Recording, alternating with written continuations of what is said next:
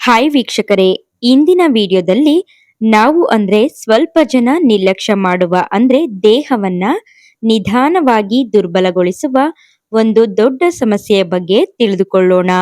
ಅದು ಯಾವ ಸಮಸ್ಯೆ ಥೈರಾಯ್ಡ್ ಸಮಸ್ಯೆ.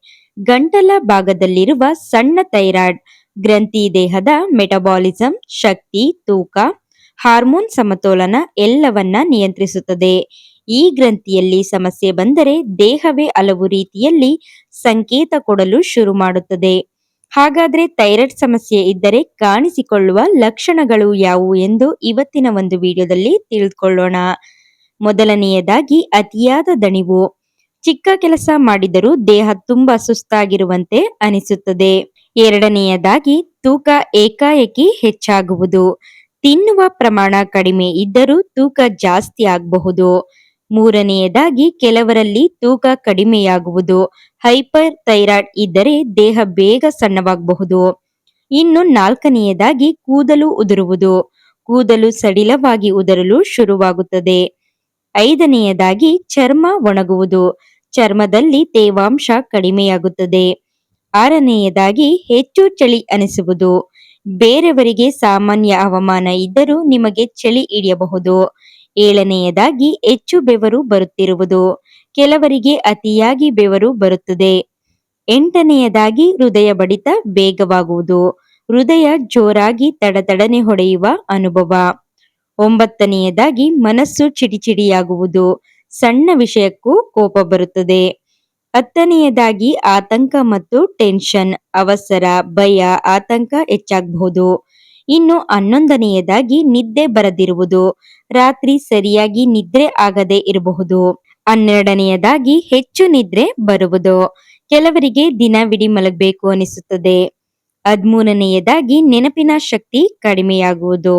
ಸಣ್ಣ ವಿಷಯಗಳನ್ನೇ ಮರೆತು ಬಿಡುತ್ತಾರೆ. 14ನೆಯದಾಗಿ ಗಮನ ಕೇಂದ್ರೀಕರಿಸಲು ಕಷ್ಟ. ಓದು ಅಥವಾ ಕೆಲಸದಲ್ಲಿ ಮನಸ್ಸು ಇರೋದಿಲ್ಲ. 15ನೆಯದಾಗಿ ಕೈ ನಡುಕ. ಕೈಗಳಲ್ಲಿ ಸಣ್ಣ ನಡುಕ ಕಾಣಿಸಬಹುದು. 16ನೆಯದಾಗಿ ಸ್ನಾಯು ನೋವು. ಕೈಕಾಲುಗಳಲ್ಲಿ ನೋವು ಬರುತ್ತದೆ. 17ನೆಯದಾಗಿ ಕಾಲುಗಳಲ್ಲಿ ದುರ್ಬಲತೆ. ನಡೆದರೂ ಶಕ್ತಿ ಇಲ್ಲದಂತೆ ಅನಿಸುತ್ತದೆ. 18ನೆಯದಾಗಿ ಕುತ್ತಿಗೆ ಭಾಗ ಊದಿಕೊಳ್ಳುವುದು. ಗಂಟಲ ಬಳಿ ಊತ ಕಾಣಿಸಬಹುದು. 19ನೆಯದಾಗಿ ಧ್ವನಿ ಬದಲಾಗುವುದು. ಧ್ವನಿ ಗಟ್ಟಿಯಾಗಬಹುದು ಅಥವಾ ಕರಗಿದಂತೆ ಅನಿಸುತ್ತದೆ. 20ನೆಯದಾಗಿ ನುಂಗಲು ಕಷ್ಟವಾಗುವುದು. ಆಹಾರ ನುಂಗುವಾಗ ತೊಂದರೆಯಾಗುವುದು. 21ನೆಯದಾಗಿ ಮುಖ ಊದಿಕೊಳ್ಳುವುದು. ಬೆಳಿಗ್ಗೆ ಮುಖ ಉಬ್ಬಿದಂತೆ ಕಾಣಬಹುದು. 22ನೆಯದಾಗಿ ಕಣ್ಣುಗಳು ಹೊರಗೆ ಬಂದಂತೆ ಕಾಣುವುದು. ಹೈಪರ್ ಥೈರಾಯ್ಡ್ ನಲ್ಲಿ ಕೆಲವರಿಗೆ ಇದು ಕಾಣಬಹುದು. ಇನ್ನು 23ನೆಯದಾಗಿ ಕಣ್ಣು ಒಣಗುವುದು.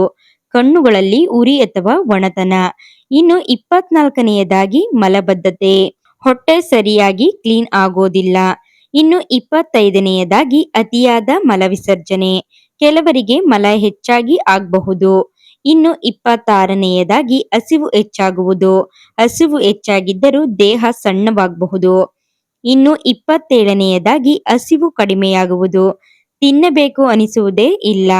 ಇನ್ನು 28ನೆಯದಾಗಿ ಮಾಸಿಕ ಧರ್ಮದಲ್ಲಿ ಬದಲಾವಣೆ. ಹೆಣ್ಣು ಮಕ್ಕಳಲ್ಲಿ ಪೀರಿಯಡ್ಸ್ ಅಸ್ತವ್ಯಸ್ತ ಆಗಬಹುದು. ಇನ್ನು 29ನೆಯದಾಗಿ ಗರ್ಭಧಾರಣೆಯಲ್ಲಿ ತೊಂದರೆ.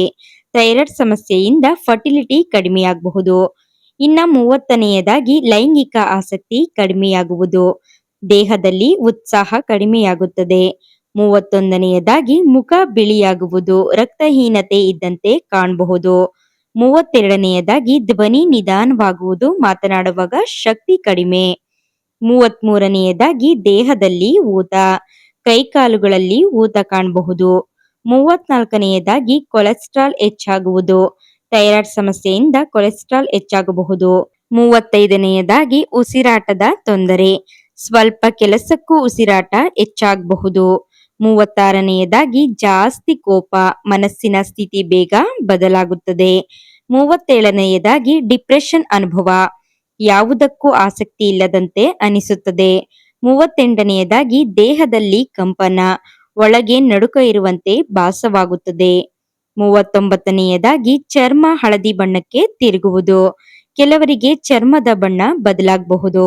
ಇನ್ನು 40ನೆಯದಾಗಿ ಯಾವಾಗ್ಲೂ ಅಸ್ವಸ್ಥ ಭಾವನೆ, ದೇಹದಲ್ಲಿ ಏನೋ ಸರಿಯಿಲ್ಲ ಅನಿಸುವ ಅನುಭವ. ನೋಡುದ್ರಲ್ವಾ ವೀಕ್ಷಕರೇ, ಈ ಲಕ್ಷಣಗಳಲ್ಲಿ ಕೆಲವು ನಿಮಗೆ ಆಗಾಗ ಕಾಣಿಸುತ್ತಿದ್ದರೆ ನಿರ್ಲಕ್ಷ್ಯವನ್ನ ಮಾಡಬೇಡಿ. ಸರಳ ರಕ್ತ ಪರೀಕ್ಷೆಯ ಮೂಲಕ ಥೈರಾಯ್ಡ್ ಸಮಸ್ಯೆಯನ್ನ ಪತ್ತೆ ಹಚ್ಚಬಹುದು. ಸಮಯಕ್ಕೆ ಚಿಕಿತ್ಸೆ ತೆಗೆದುಕೊಂಡರೆ ಥೈರಾಯ್ಡ್ ಅನ್ನ ನಿಯಂತ್ರಣದಲ್ಲಿ ಇಡಬಹುದು. ಈ ಮಾಹಿತಿ ಉಪಯುಕ್ತ ಅನಿಸಿದ್ರೆ ವಿಡಿಯೋಗೆ ಲೈಕ್ ಮಾಡಿ, ಹಾಗೆ ಶೇರ್ ಮಾಡಿ ಮತ್ತು ನಮ್ಮ ಚಾನೆಲ್ ಅನ್ನ ಸಬ್ಸ್ಕ್ರೈಬ್ ಮಾಡೋದನ್ನ ಮರಿಬೇಡಿ. ಧನ್ಯವಾದಗಳು.